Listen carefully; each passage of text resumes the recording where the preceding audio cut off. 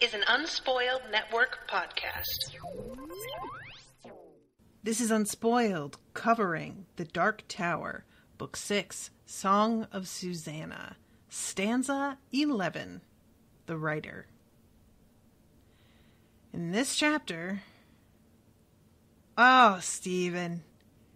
Just when I think I'm out, you pull me back in.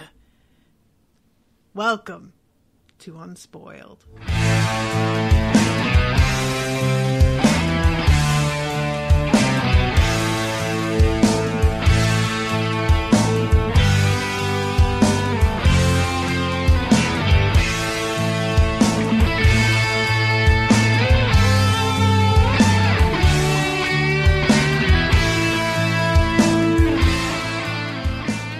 Welcome to the show, everyone. I'm Natasha. I'm Miles. And full disclosure, I went into this chapter with the shittiest fucking attitude. I was 100% ready to eye roll and just make jerk-off jokes and generally, shit all over it. And then it got really weird. And I was like... You know what really did it? It was when they pull up and Stephen King tries to run away. And that was when I was like, you know what? Yeah, all right. I'm on board again. I want to know what this is all about.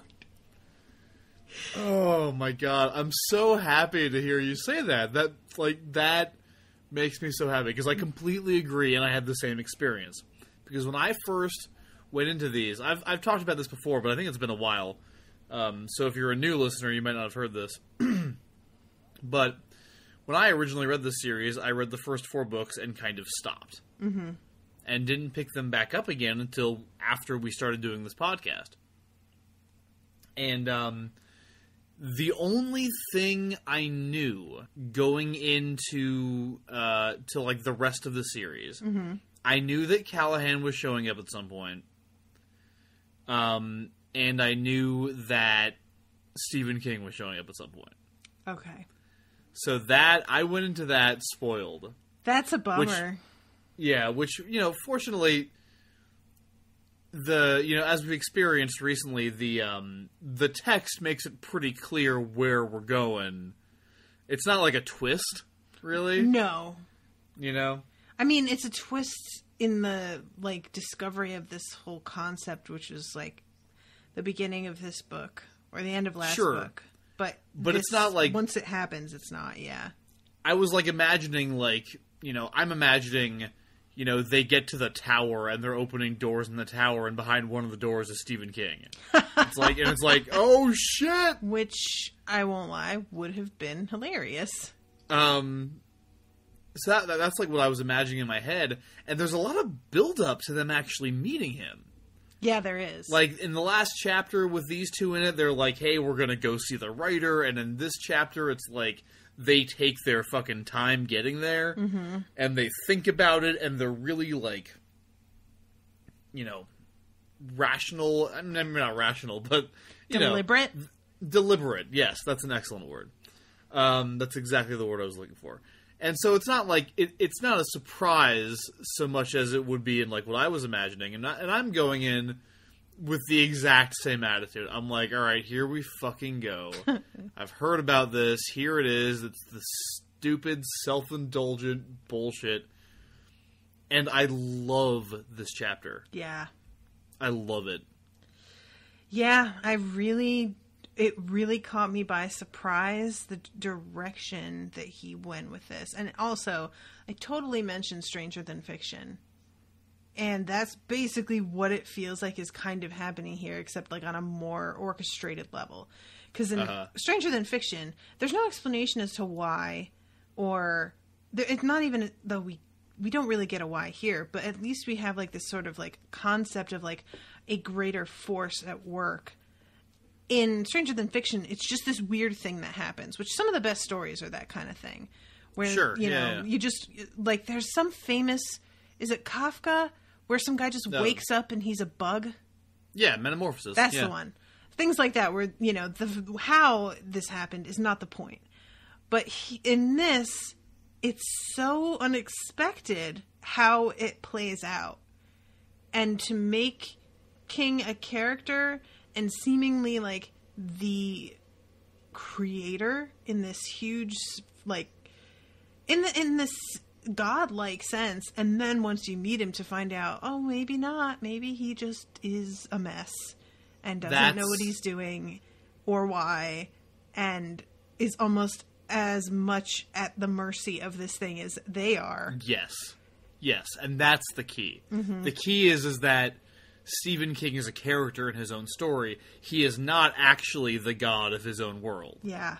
Like, it is extremely clear. And, like, and I love it because it's how a lot of writers talk about their process. Oh, it just comes to me. You know, it just flows out of me and my fingers, and I don't know where it's going. To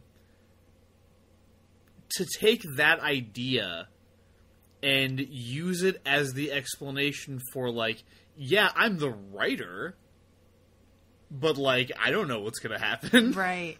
You know, like, I'm just the one sitting here at the keyboard, and I don't know, that's genius. If you're gonna do it, then that is just, because you can't do the super meta thing.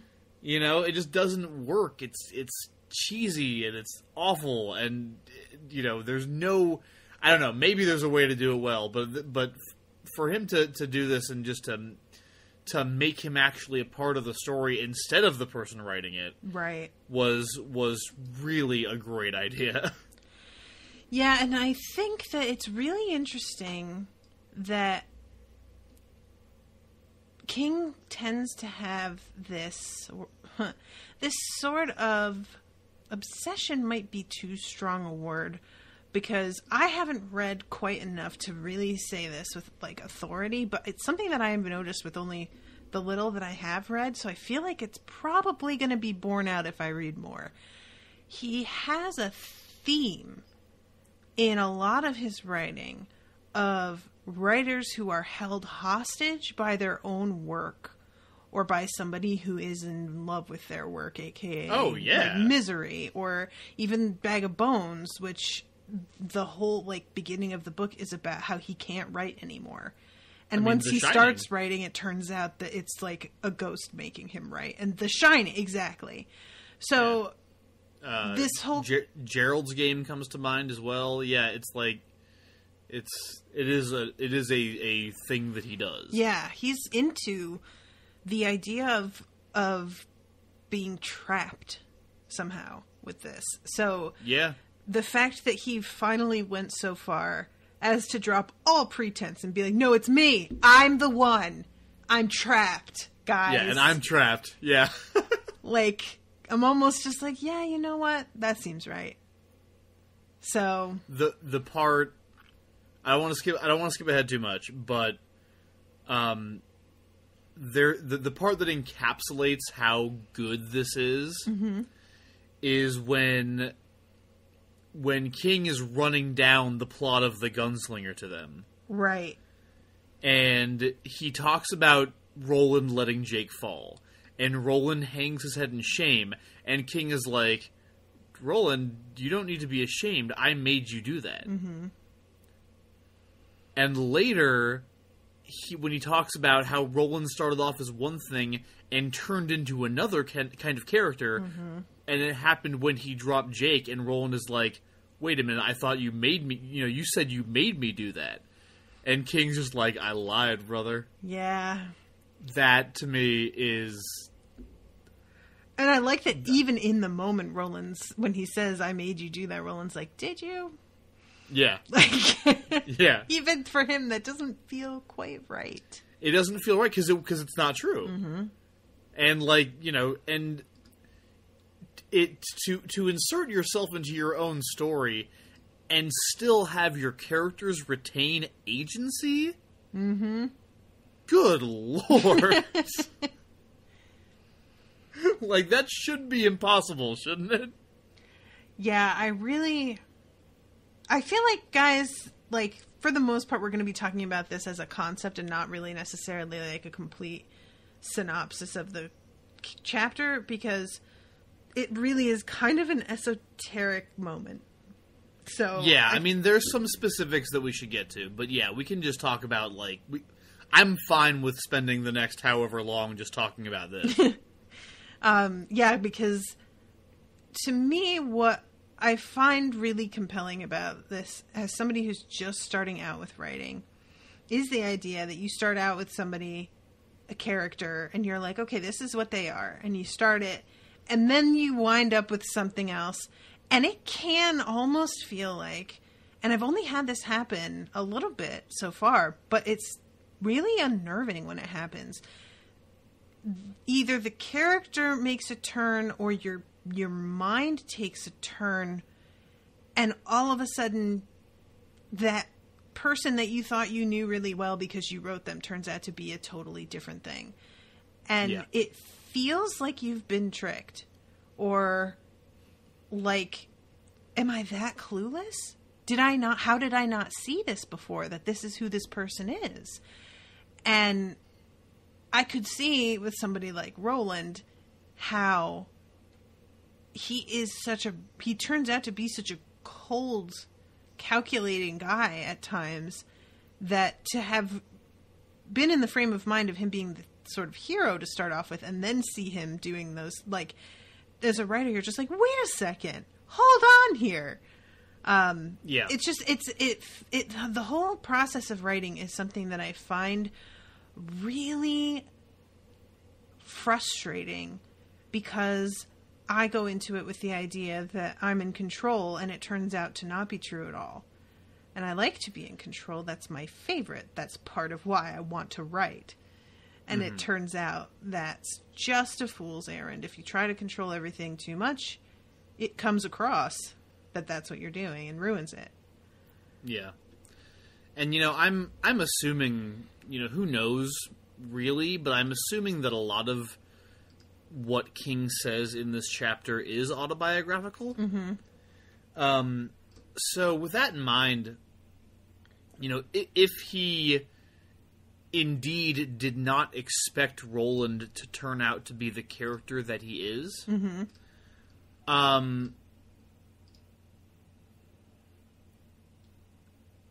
I mean, Roland as a character is defined by the act of dropping Jake. True. Yeah. Like, that is really what is at his heart. Like, that, if you cut down deep enough, that's what you get, is the guy who dropped Jake under the mountains. Yeah. And we're reminded of it constantly. We're reminded of it here when they're getting ready to go talk to the writer, and Roland is like, let's go. Let's ask him the way to the tower. Yeah. And Eddie's like, you mean the way to Susannah, right? And as soon as he asks it, he's like, please don't answer, because you know what? Yeah. I know exactly what you're going to say. Let's not do this. Yeah. Yeah. So for that to be just like, all of a sudden, not only all of a sudden is the character different, but all of a sudden he's different in a way that's going to define the rest of your story. Right. Yeah, I really wonder about the whole, because, we already had talked about how different the first book was from the others because of how early on he wrote it. And because he didn't plan on writing any supplements, like it was going to be that one weirdo outlying story and that was it. Which I find baffling, but okay, sure. And I just really, I just can't imagine what because that world, despite it being a one-off bizarre story, it did feel like a very realized world. And I can't imagine walking away from that and letting it sit there for however many years before you start writing the next one. And how much that must chew at your mind. Do you know what I mean? Yeah. I could see that just making you nuts. I mean, yeah. Sorry, go ahead. No, I was just going to say, I can relate to that a little bit. You know, because I've written some things, and I've drawn some world maps, and I've delved into that whole thing, and probably I'm going to be going back pretty soon here, because I need to be, at this right now, I'm in a place where I need to be writing whatever I can that might make some money. Mm-hmm. So, you know, so I'm getting ready to jump back into that, and, you know, yeah, it's like, I think about going through old notes and, like, working with old ideas, and it feels like scratching an itch. Yeah. Yeah. Yeah, I have, like, this, like, low-lying sense of anxiety constantly with what I'm working on now. Because it's just, I feel like it's forming, and it's really turning into something, and yet it's just, I don't quite have a hold of it yet. And it makes me a little, like, it makes me mad, to be honest. It irritates me. Because I'm like, I know it's there. It's like having something... It's like finding out that there's this beautiful fresco under this shitty wallpaper. But, like, you don't have the tools to get the wallpaper down. So you just have to pick at it with your nails every day, a little bit at a time.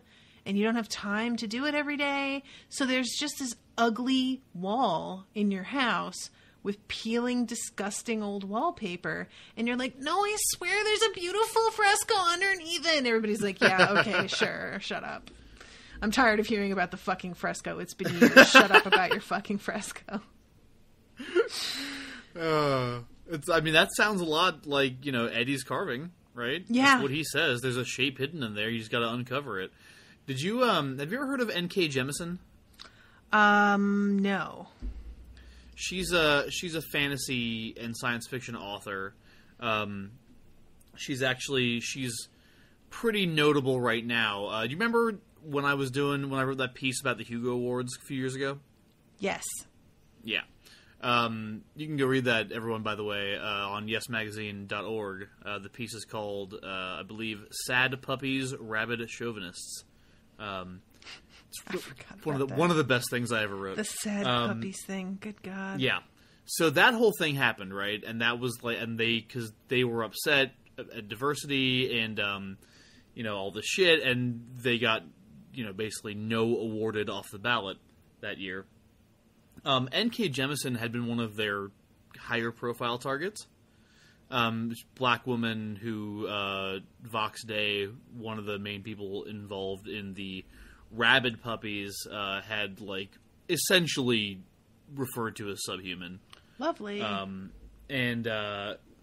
Anyway, so yeah, that whole thing happened. N.K. Jemisin won the next 2 Hugo Awards for Best Novel. And she's, the next book in her series is in contention for another one this year. Okay. Which would be the first time anyone's ever won it 3 years in a row, which would be pretty cool. And, I was working some more on this, because, you know, I mean, Universes of the Mind is kind of the Hugo Award-centric thing, and so I do a lot of reading and researching about just, you know, the people who were winning these awards.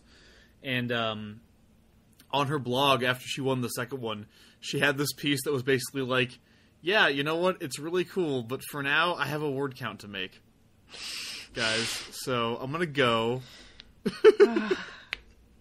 And it's like, you gotta fucking chip away every day, man. That's something that's the only way it happens. I made that into one of my, like, my New Year's resolutions. And some of my resolutions are going really strong, and I'm very happy about how I've done. And that one is not one of them.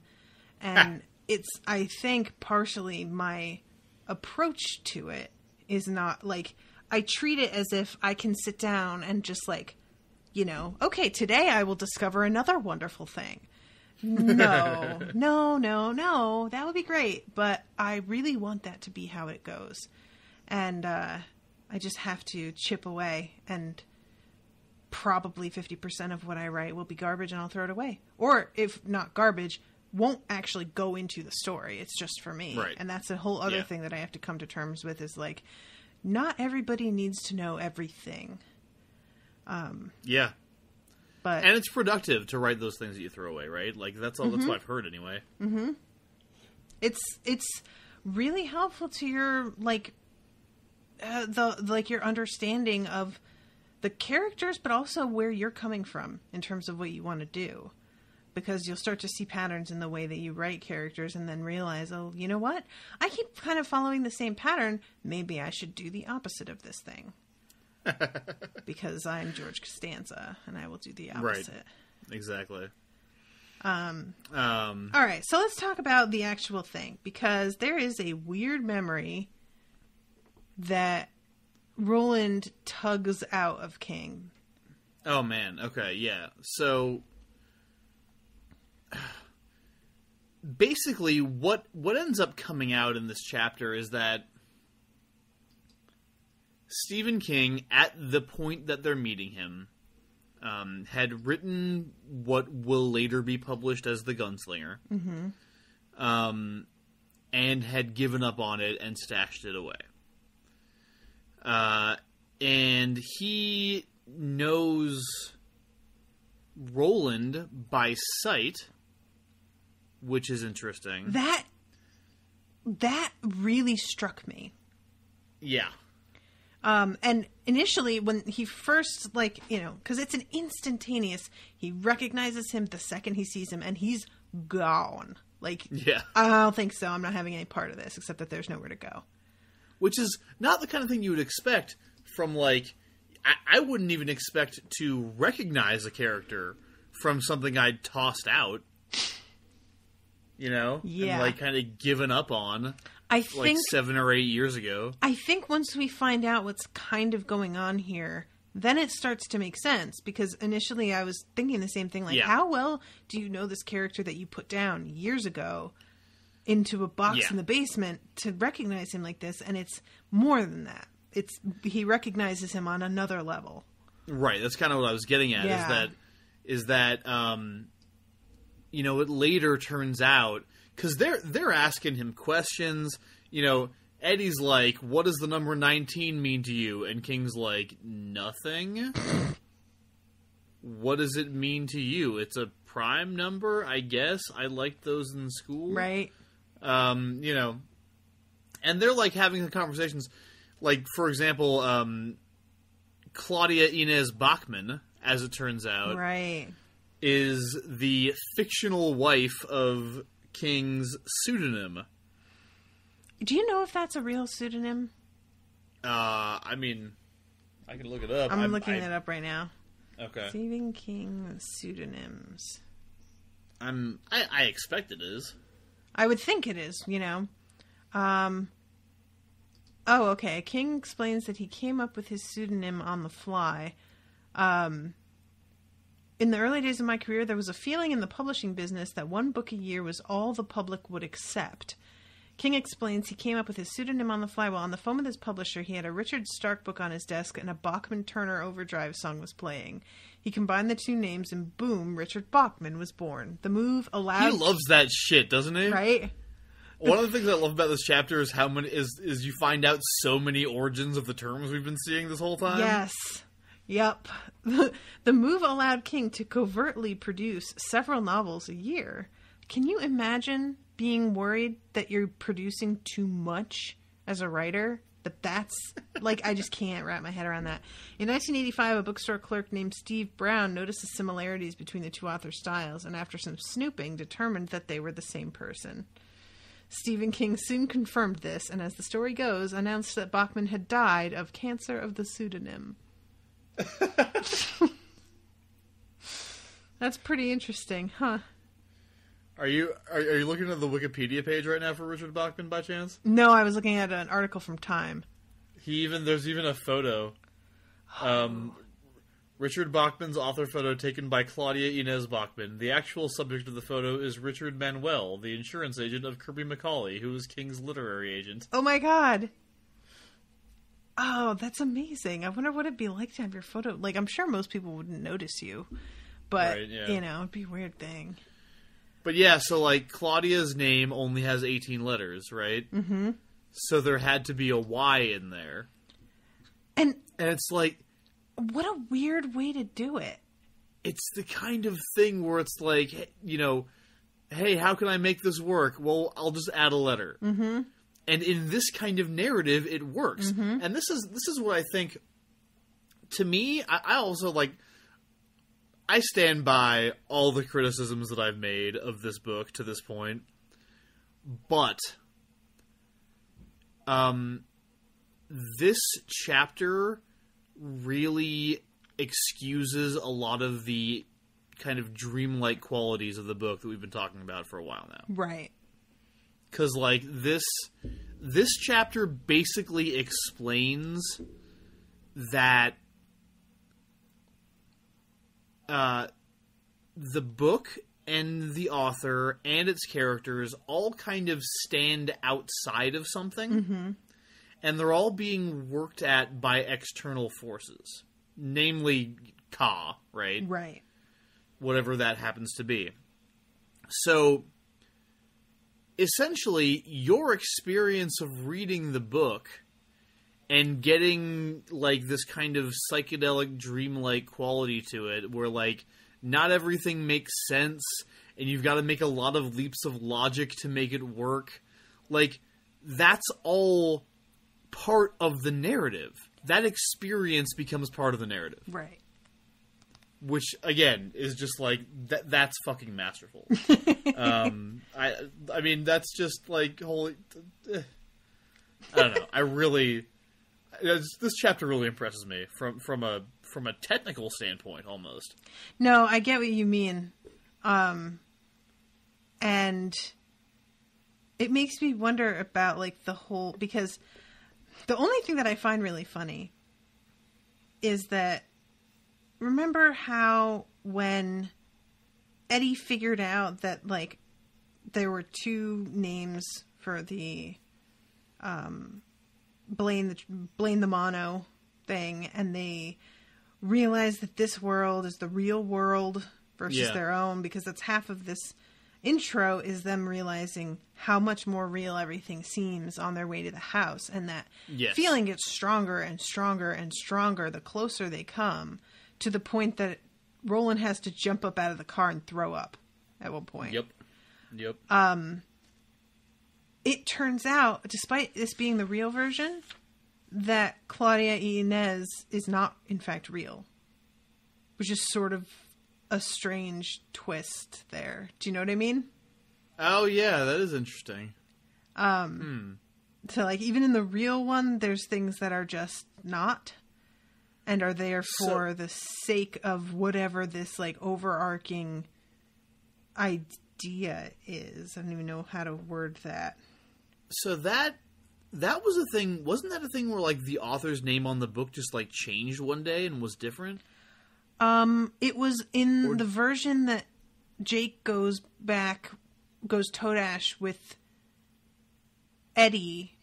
Oh, yeah. It's different. Okay. So was that the real world, though? Where they went Todash to? I think we're supposed to believe that that's the real one, because they went Todash and watched those dudes menacing Calvin Tower the first time. And then Calvin Tower is in the real world, as we find out this time. Oh. Do you know what I mean? Yeah. Because that's when they see Balazar show up for the first time with his guys and, like, drag Calvin to the back and be like, so, that's this true. vacant lot. That's true. Although, yeah, because then it's only after that Eddie goes through alone, right? Right. Yeah, okay. Yeah, that is interesting. I don't really know what to make of that. I mean, maybe Todash changes things somehow? Maybe? Yeah, I don't know. Anyway. Where... I don't even know where to go from here. Did I just break your mind? You just, like, totally blew my mind, dude. Oh, I was gonna say, there was also the bit in here where Eddie asks King where Co-op City is, and King says, I think it's in Brooklyn. I love that so much. Like, the fact that he just keeps on being like, yeah, let me just lean into that mistake that I made. You all thought that it was a bug, but it's really a feature. Anyway, it ultimately turns out that King is just the force through which the story is moving. or the vessel, I guess. He refers to himself as either Gan or being possessed by Gan. Right.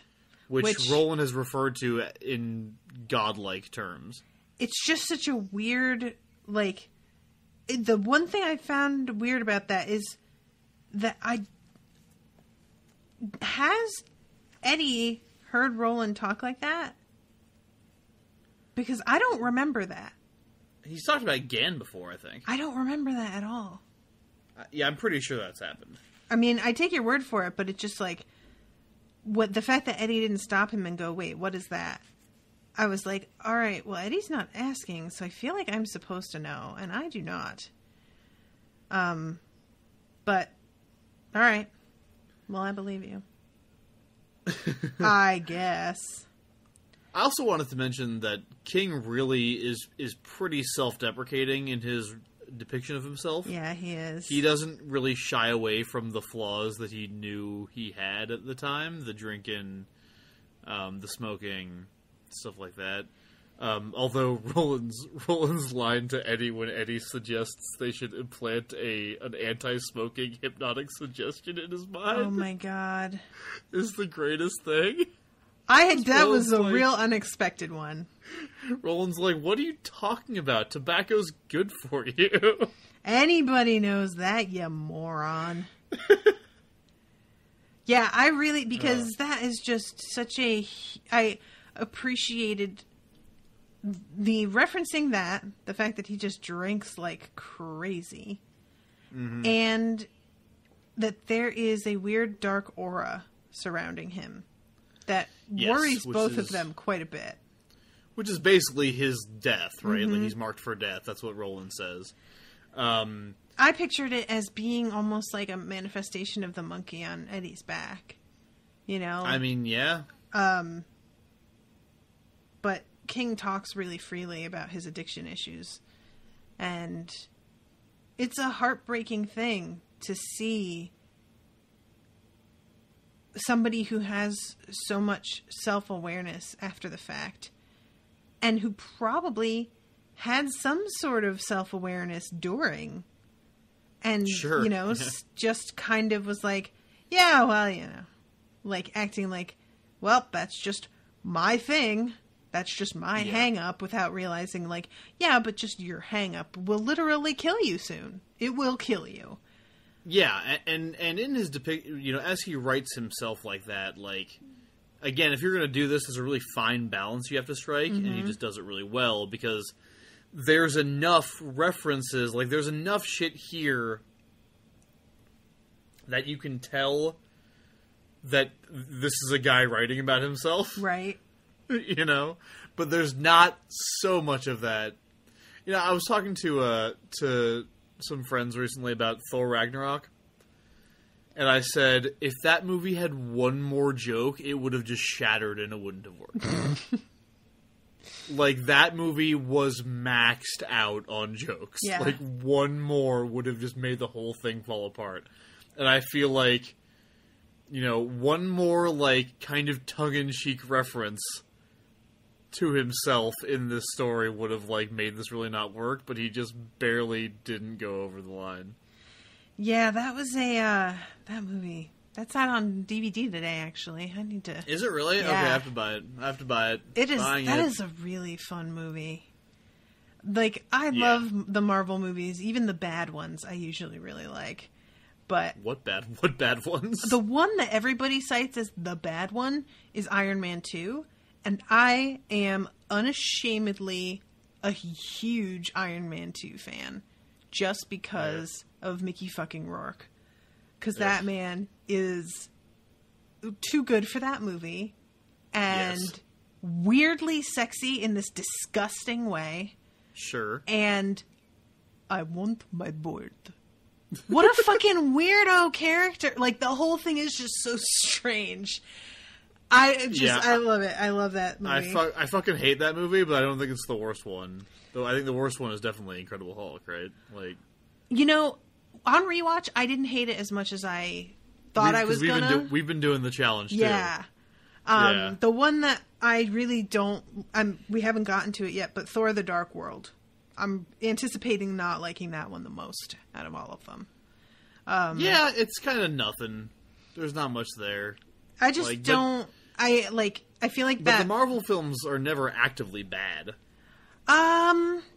I tend to agree with that. I know people are screaming, laughing right now at the two of us, but I don't give a fuck what you people. Well, think. that's my point. Is like I know that there are people out there who are like, "Are you kidding?" And I'm like, "No, I have a good time," and I know that that's supposed to be like the flaw. Is that it's just brainless entertainment for people who don't want to think? Yes, correct. That's fine. There's nothing wrong with brainless entertainment for people who just don't want to think. I would rather that than like mean-spirited entertainment, which we have, I think, way too much of.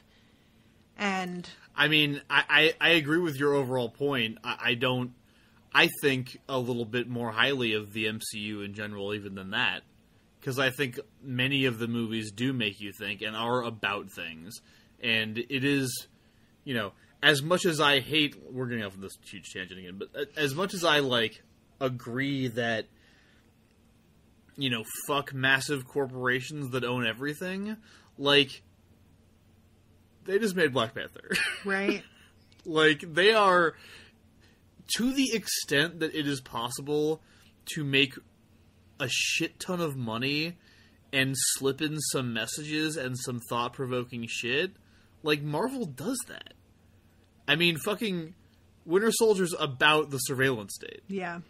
The Avengers that storyline doesn't work without the idea of, energy scarcity and the promise of unlimited energy sources and, what that would accomplish. There are... it just makes me so mad to hear people dismiss those films because they want to just, dismiss them as fucking popcorn movies. And there's nothing wrong with popcorn movies. Yeah, that's my main point. Especially when they're this good and, this well-scripted. But, I mean, people talk so much shit about, Iron Man 3. And, I'm sorry, that movie's about an arms dealer who props up a fake terrorist so that he can make money off both sides of an imaginary conflict that he made up. There's shit to examine in these films. And it just really annoys me when they're just, totally written off. I think that the reason that I don't argue that point more is because that is such a subjective thing. Do you think that this is worth examining and having more of a conversation about and thought-provoking is so much more of a, defend your argument with evidence kind of thing. Whereas just being you know what? Popcorn movies have their fucking place and you're free to enjoy them without being judged for it. It's just kind of really should be an objective fact. We can like what we like, everyone. It's fine. Relax. That is certainly true. And if anybody wants to come at me about the MCU, then do it. Do it in another forum. I will be happy to debate you for as long as you want, because I feel very strongly about the accomplishment, the multiple accomplishments of multiple varieties that is that particular film franchise. Moving on. Where were we? All right, so we were talking about Marvel movies and Thor Ragnarok, and that came. I was talking about the balance that he does when he's writing himself. Okay. One more joke and this wouldn't work. Yeah, no, that's. I already made the point. I think I said that one more kind of tongue-in-cheek reference to the fact that he's writing this, right, and the whole thing falls apart. I think he kind of really pushes to the limit. But the nice thing about it is that you keep getting these kind of vague senses as they're talking that King might not be as in charge of this whole deal than we originally might have suspected. Right. And then Roland, who also is suspecting this, hypnotizes him and learns that, oh, wait, he's definitely not in charge of this. That was and this really is when we get the I just did not expect that shit. I know. The hypnotism, I should have a little bit maybe, but did not. And and by this point, I love that Roland goes in thinking about him as God and leaves, and they call him the word slinger. That's all he is. Mm-hmm. He's just a writer. But that was where you had mentioned the dream that King has. Right. Or well, the memory. Or the thing that not a dream, the memory. Yeah. Yeah. Because he says that it's him and his cousin or his brother. I think it's his brother. They try and They're run away. at their aunt's house. Yeah. And he doesn't... I really wanted for Roland to ask him, what were you running away for? Like, what's that about? Yeah. Because that's a weird thing for two boys to both want to do at the same time, is to just run off. And not that, like, you know, boys are gonna go out and do crazy, but to try and, like, legit run away? What's going on? And they get sent to the woodshed. And in most cases, that means that you're gonna get your back whooped. Right. But it turns out that they are sent to saw wood as a punishment. Yeah. And when they get in there, all of the chickens are dead. And his uncle said it was some kind of avian flu. But King sees that there is little spiders, tiny little spiders like flecks of red pepper. Little red spiders, yeah. Coming out of the bodies of the chickens, and he knows that if they get on he will be his, he says, in this way. He'll die, come back as a vampire, and be a slave to the Crimson King. Mm-hmm. Which I'm like, okay. What? Now, I'm really glad that this was said here, because I had a horrible suspicion for a minute. We're going to see a character whose last name is King, that he was going to be the Crimson King. And I was like, oh no, can we not? I don't want this at all. And he may make that be like kind of a thing somehow, like a version of him somewhere else, or, you know, like, I don't know. Maybe he did get taken in another version of the world. And there's two versions of him writing against each other, which would be kind of rad, actually. Yeah, I like that idea. Right?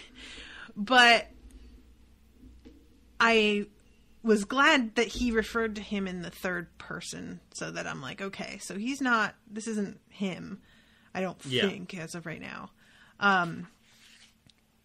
And I really don't like the idea, because he calls him the Spider King, right? Mm-hmm. I don't like that either. And I have been I don't want to say spoiled, but I saw an image in relation to these books that had a spider in it. And it wasn't like a spoiler in itself, but now that I'm hearing this, I'm like, oh no. Like, the details of it are not clear, and I don't like know what it means.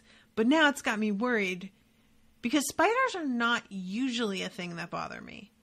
I don't like insects in large numbers. So when he's talking about how there are tons of them, that's the thing that grosses me out more than the spider itself. I honestly can't stand most things in large numbers. Like, it's just, let me have the one. It's fine.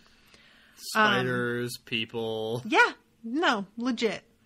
Like, you get too many of a certain kind of animal in one place, you just, right off the bat, the smell. And I don't even care what kind of animal you're talking about. Have you ever smelled ladybugs? I mean, those of you out there who have, you know what I'm talking about. It's no bueno. Good to know. Yeah, like, this is actually, Owen, specifically, he really hates ladybugs because he had to do his family owns a, like, house cleaning and business cleaning custodial service. And he had to take on a client that had a ladybug problem. And the stench, when you vacuumed them up, because you know how a vacuum will, like, amplify whatever scent because of, like, the heat of it being sucked in and then being in the bag and the whole thing. Yeah. He said that he, like, was retching and he just can't stand them. And he, like, it just completely turned him around. He used to think they were cute and he's like, fuck those things. So, yeah. The whole idea that this Crimson King can turn people, and I don't know if it's people. Is it just Stephen, that was approached in this spidery way because of who he is and what he can do. Does he get like a special dispensation where everybody else is like, I don't know, just bite him on the neck, and him, send them some chicken stuffed with spiders. Like, just, you know, special delivery for the King family. Yeah, I mean, he's definitely like... It's interesting because he's clearly important. Mm-hmm. Like, he's clearly really important. Like, he is one of the, you know, one of the fulcrums upon which the universe turns, or some shit, right? Like, he is really fucking important. But he's important in the way that it's like, depending on, like, how he goes, so goes the world, right? Right. Depending on what happens with him, because he talks about how he's Gan or possessed by Gan, but he also talks about how he turned away from Gan, or he wants to turn away from Gan. He successfully turned away from Dis, which I am assuming, given the word and its connotations, as like, you know, the name of the like where the Palace of Hell is, you know, Discordia. Yeah, like, you know, in the realm of Dis and all that. So I'm assuming that means, like, you know, God and the devil, right? Essentially. So, you know, he could have gone either direction. He doesn't want to go any of them. He wants to just be him. But he could have gone in either direction, and they keep trying to kill him, right? Right? Yes. Which I really like the way that you said it. Was like there was this long lead up. You could do that, you could do that, could do that. They just keep trying to kill him. Just this really sort of like, well, shit, you know? What are you going to do? Well, no, it's just like he is Gan, or he is Dis, or he is maybe just dead. Yeah. Those are the options. It feels very unfair. Yeah, I mean, he certainly thinks so. He's like, I don't want to be a part of this. I put away the book, and things went well for me for a while. Yeah. I was able to live my fucking life. Hi. That's what I thought I was supposed to do. Right. But he is supposed to finish. Yeah. And while he's hypnotized, Roland tells him, you're gonna keep writing. Yeah, he says whenever you feel moved. Yeah, he says start with me losing my fingers, which you know how I lost those. And then he says, like, when you hear the song of the turtle and the bear, right? Mm-hmm. And I love when King's like, what is it? Dada chick, dada jigger, they bit off your fucking finger, or whatever it was. He keeps on making new rhymes. Dada jum, dada jingers, goddamn lobsters bit off your fingers. Which is so dumb. It's super dumb. Like, the fact that he kept doing that. It happens a few times. I just started to be like, all right, buddy. This is like a 10-year-old who starts to get this, like, thing in their head that you start to be like, I wish we never saw that fucking movie. Because they got it from something, you know? Right. Also, he starts levitating shit toward the end Whoa, of this I forgot hypnosis about conversation. That. Yes. What? Yeah. Why does King love telekinesis so much? It's like his favorite thing. I don't know. He really digs it. But it's such a weird, like, it's such a weird thing to do here, because it just doesn't feel like it suits anything that we have seen anyone else in any of these universes be able to do. Which is a silly thing to say when we know that there is a magical king, vampire, spider man out there that I'm like, oh, but he can float things? Well, But it is kind of a non sequitur for him to be like, so when should I write it? What should I? And as he's doing this, he's lifting his hands, And a fucking knife goes sailing across the room and sinks into the wall. Well, he's getting upset, right? Isn't he getting all mad? I think I'm not sure if it's mad. Is it? It feels more he's like... He's demanding to know when he should start again, is what's happening. Yeah, I guess it's just agitation. Yeah. Just a feeling of like, oh, okay, I guess I'll just run off and do your bidding, sir. But he thought he was done with that shit. So I'm sure that's... Yeah. I don't think I'd appreciate that either. Yeah. And of course the chapter ends with them leaving King coming out of hypnosis and deciding totally on his own that maybe he should go back to that Dark Tower story he was writing. But, all of this is really... I think it all really ties back to the stuff that Eddie talks about before they even go and meet King. Because what they're doing right now is they are, like... Eddie describes it as, like, placing the stone that turns the river. Right. They're in the past. They're in the past of the real world. They know that as soon as they get done with this, they have to go to 1999 to help Susannah. Mm-hmm. And they also know that there's no going back in time in the real world. Yeah, which I really don't care for. No? Well, I don't mean like in a storytelling way. I just mean that's really nerve-wracking. Oh, yeah. Once you get to a point where... And this is what I wanted. Like, I kept saying, I feel like everything just works out, and there aren't stakes when you feel like you can just go fix things or change or cause watching out for you or whatever. Yeah. So I like it, but I am also like... Well, yeah, and like, and what Eddie is saying here, so the beginning... Eddie, who by the way, Eddie is like, it's confirmed that Eddie is like the reincarnation of Cuthbert. In oh, right, I forgot about that. He says he's a twin, but I guess it is just like a reincarnation when it's that far apart. Roland says, because remember, somebody like came along and saved King during the chicken spider thing. Right. And he says it was Eddie. And he also says it was Cuthbert. Right. So really it was that person, whoever, like, because that was before Eddie was born. Just so weird, isn't it? And Roland is like, Ka is a wheel, and Eddie and Cuthbert are just names that you wear whenever it's their time. Which is pretty deep. I like that idea. I like it too. But what Eddie is doing, before they even go see Stephen King, is saying, hey, look, let's take a minute and think about this, right? We're about to jump into the future after we see this guy. We're not going to be able to come back to this time period. We are currently in 72? Yes, I think is where they that are. Sounds right, because it was like really early, yeah. Yeah. We have the chance to set something up here that might have ripple effects into the future that would really be good for us.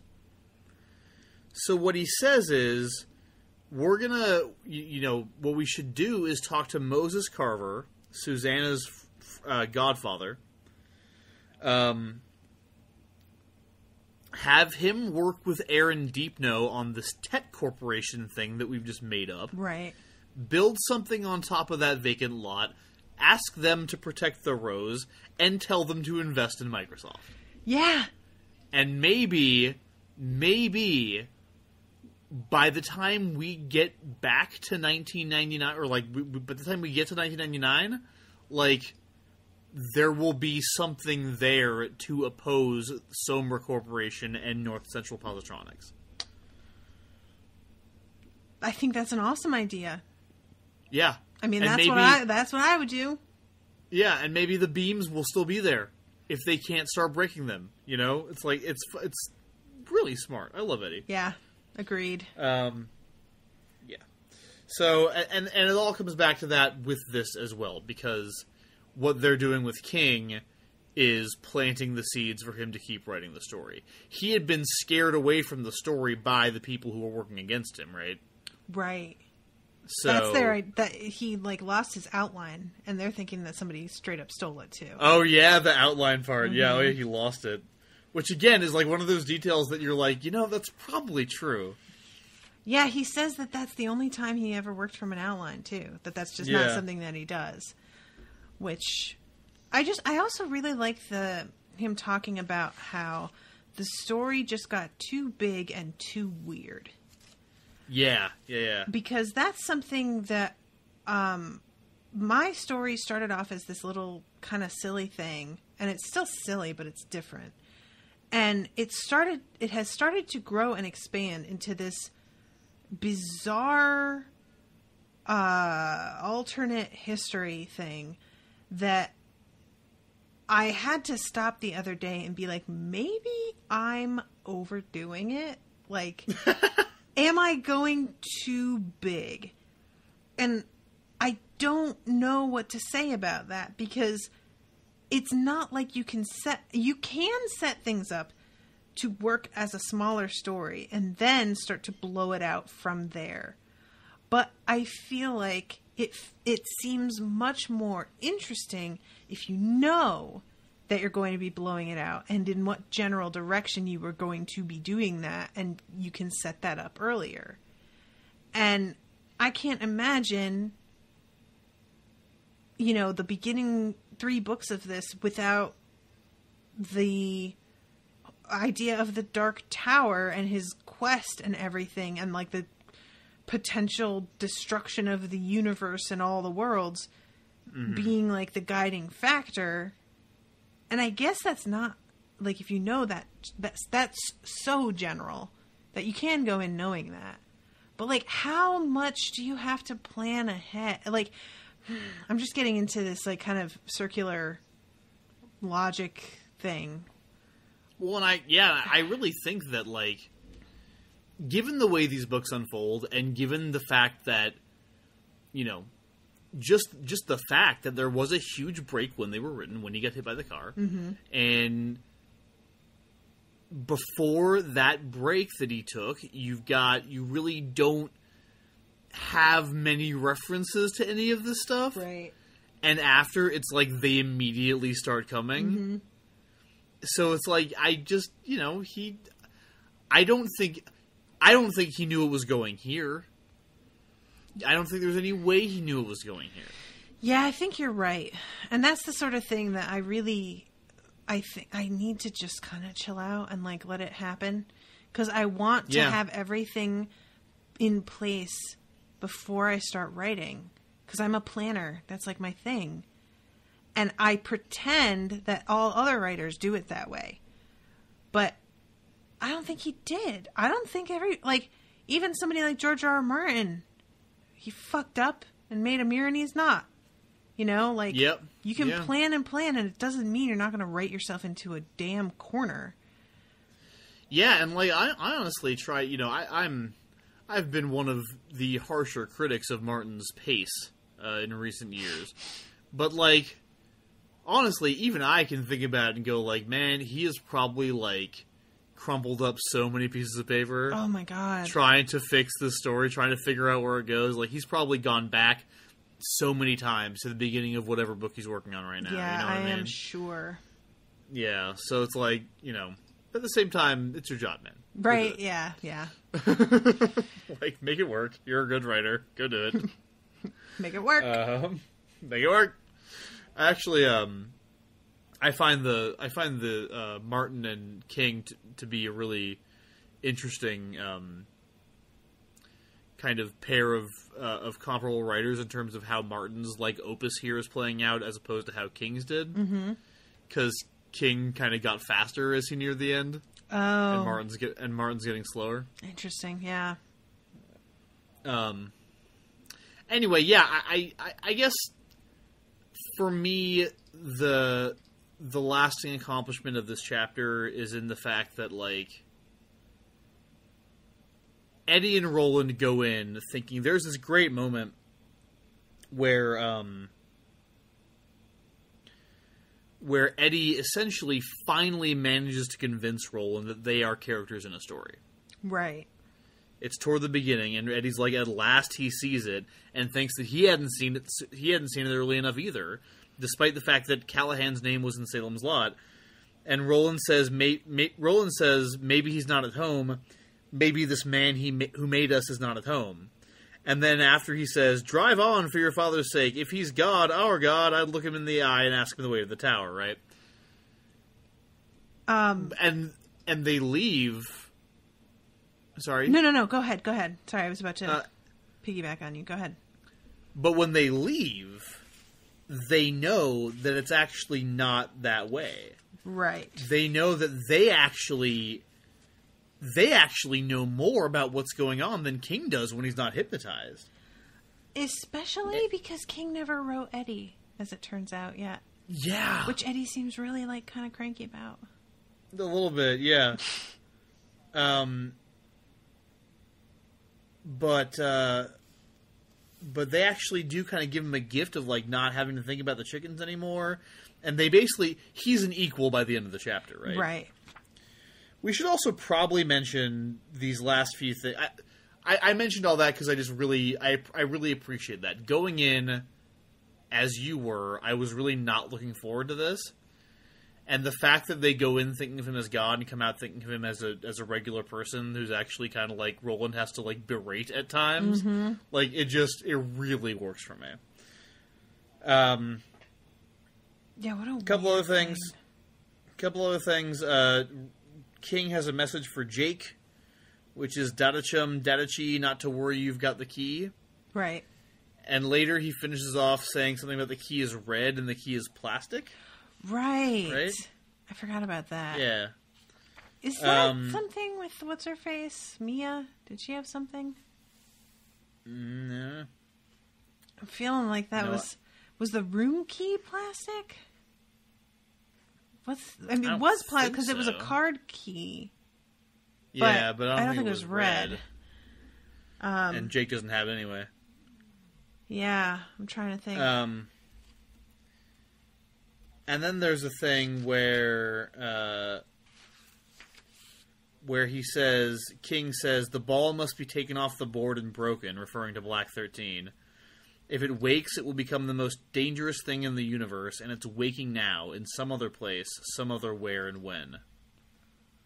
Yeah, that is a really creepy line. Like, because I think just wanting to forget about Black 13.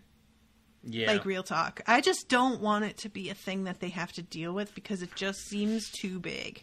Which is a funny thing to say about a book about beams holding the world together in a tower.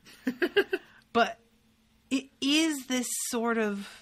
You know why? Because the beams and the tower don't feel like they have an inherent personality. But the ball, we get a really detailed description of how malicious it is.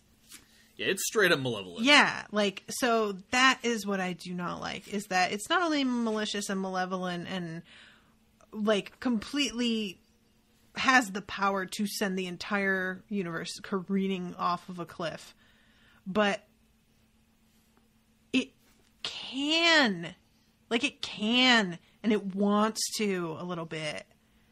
I don't like that. And I don't want it to be, I just don't want them, what are they going to do with it? How do you destroy a thing like that? Because you have to like sneak up on it. How do you do that? Like, because it wakes up, it can sense when you're like near it and gonna use it or like turn it on or touch it or whatever. I feel like somebody's gonna have to be sacrificed for that thing to get broken. I feel like that's just fucking sacrifice Mia, whatever. Ugh, so done with her. Well, that's basically this chapter. We have 2 more to go in this book, plus the coda at the end. Yeah, I forgot about the coda. Will you read that one? I just pushed closed my window that had it in there. Wait, what? I have my little, my desktop version of Kindle. Oh, do you mean like the stanza at the end of the chapter? Yeah. Will you read it? Oh, I was talking about... Yeah, sure. I was talking about the coda at the end of the book, which we probably should cover. But, yeah, the stanza at the end of this chapter is...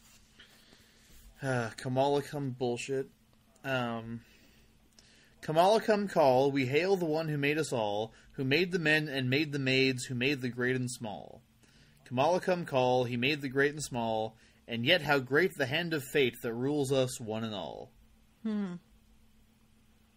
Makes me think about in It, they meet that turtle, and the turtle says it just vomited up the universe by accident once because it had a tummy ache. And that's how the universe got made. They do have a little creation story in here too about how what the world fell and the turtle caught it on its back. Right, yeah. Yeah, this damn turtle. And Roland did say, like, every story you write from now on is going to be, in a way, a version of this story. I'm like, yeah. All right. Steven. Which, would explain...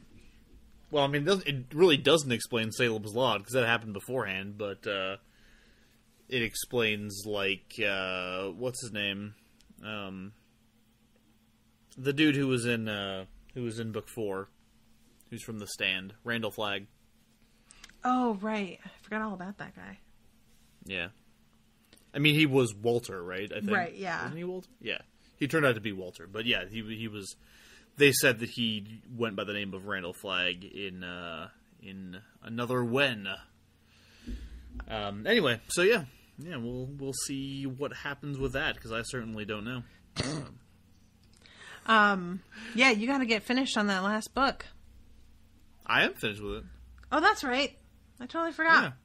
I finished that a while ago. I keep forgetting that you did it. Like, for some reason, I just have it in my head that it's still, a work in progress.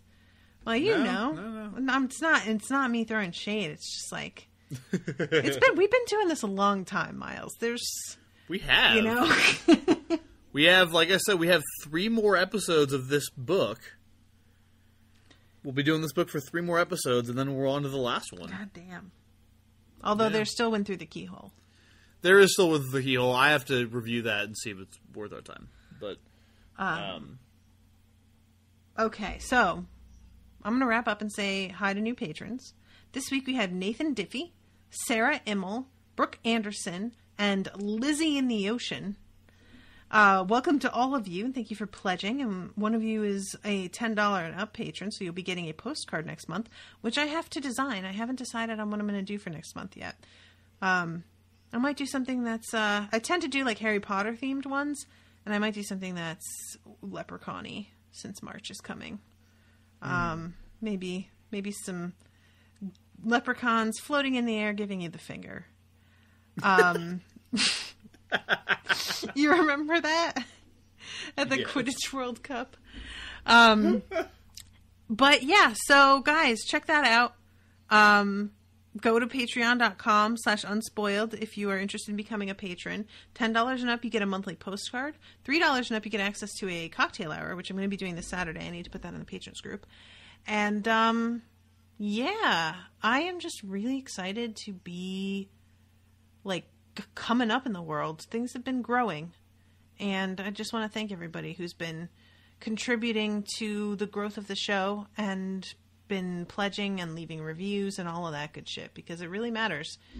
So if you haven't already left us a review, please do that, because do it. It really, really helps with people finding the show. If you don't have a lot of reviews, somebody could search Dark Tower, and if we don't have enough reviews, we're not even going to be in the top 20 results that they get. So give us those reviews. Let people know. And I'm looking to see now exactly how many we have. At the moment, we have 33. It looks like the last one that we had was on January 2nd. So, guys, if you leave another one soon, I will read that shit out loud. It's funny, the one was January 2nd, and then the one previous to that was December 2nd. Exactly 1 month between. Nice. Somebody was you guys are almost 3 months late, people. I know, right? Let's get on this shit. Yeah. But we have a pretty good average here. I think there was one person who was like, Natasha sucks. But mostly, and people just don't like me, which is fine. I'm really not for everyone. I mean, really, you should just, like, stop with all the social justice bullshit and, like, stay in your lane, I think. That would really help with that. Yeah, see? Here it is. The most recent one. January 31st. Adam Grimlock from the U.S. 2 stars. While I feel the hosts are knowledgeable in regard to the Dark Tower and seem to be educated in literature, the off-topic, quote, witty banter is annoying. I don't care about reveries about Natasha's youth.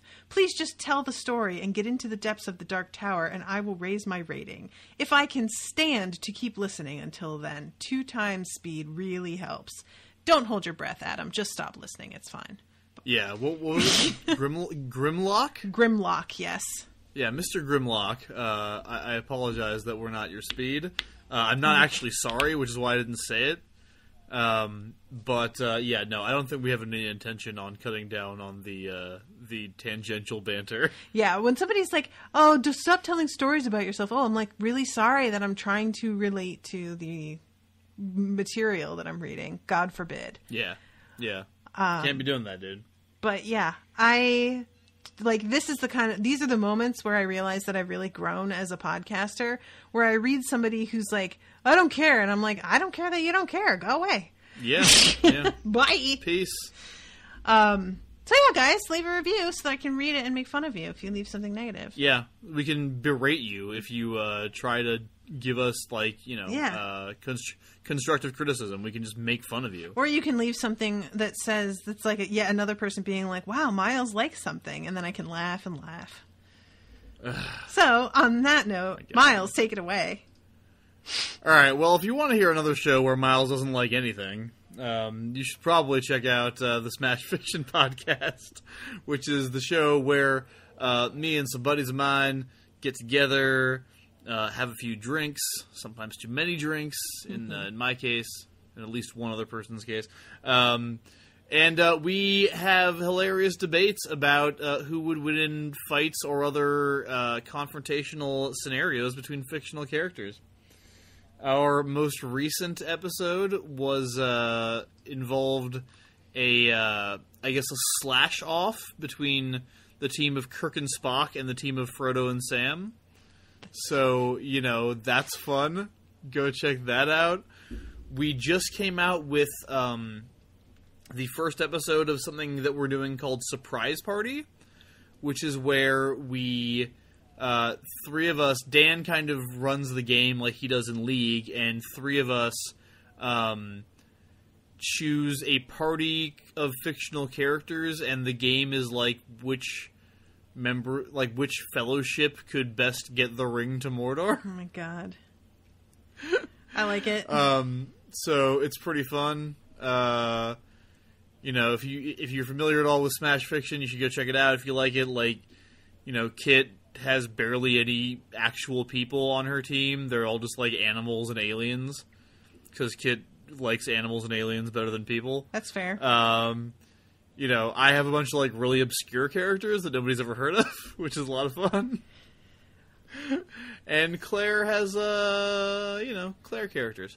I don't know what those are. That's just I ran out of descriptors there. Okay. But it's a lot of fun. Go check it out. It's called One Fellowship to Rule Them All. Surprise Party number 1. It's available on the Smash Fiction podcast feed as we speak. Check us out on Facebook, Twitter, Tumblr, YouTube. You said that like an old... all the stuff the kids use today. Tumblr. Tumblr. Go to the Tumblr. And also check us out on Patreon, www.patreon.com/smashfictionpodcast. If you can help us out a little bit, that would be super. And you also get fun perks and stuff, like being able to vote on matches, which is how we got Sweeney Todd versus the Phantom of the Opera, which is my favorite episode that we did recently. So yeah. God, that episode's good. Anyway.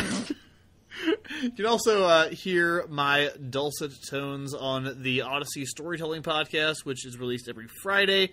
Smash Fiction on Sunday, Odyssey Storytelling on Friday. Once a month, we release the recorded version of the full monthly live show produced by Odyssey Storytelling here in Tucson, Arizona, where I live. and every other week we play like a 10-minute story from previous live shows that we've had, because Odyssey's been going for a few years now.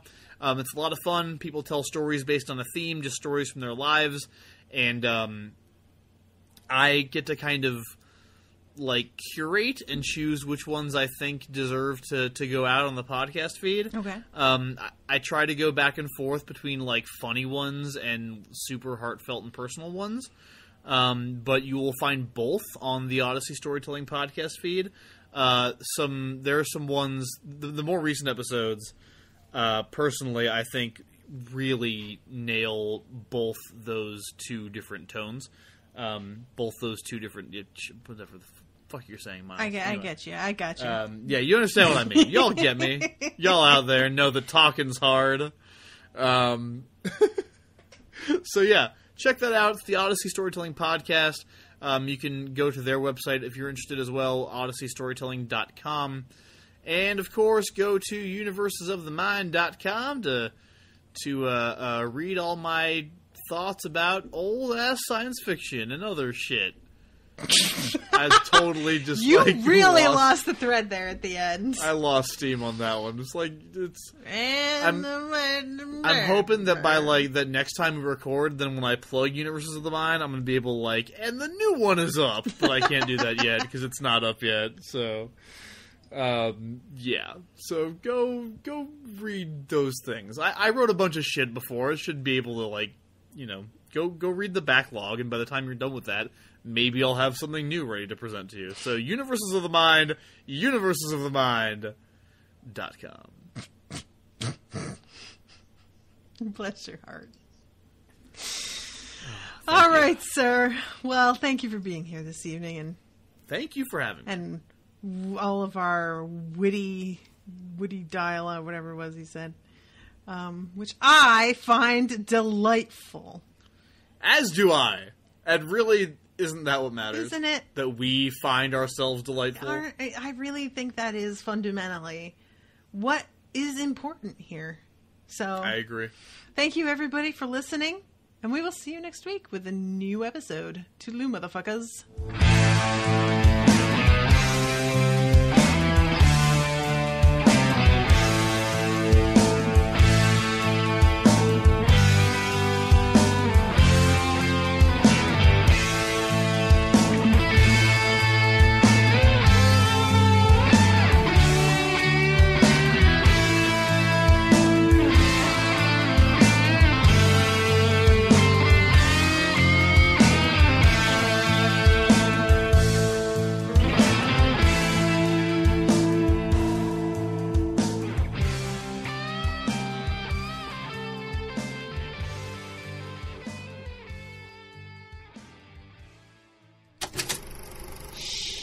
That was an Unspoiled Network podcast.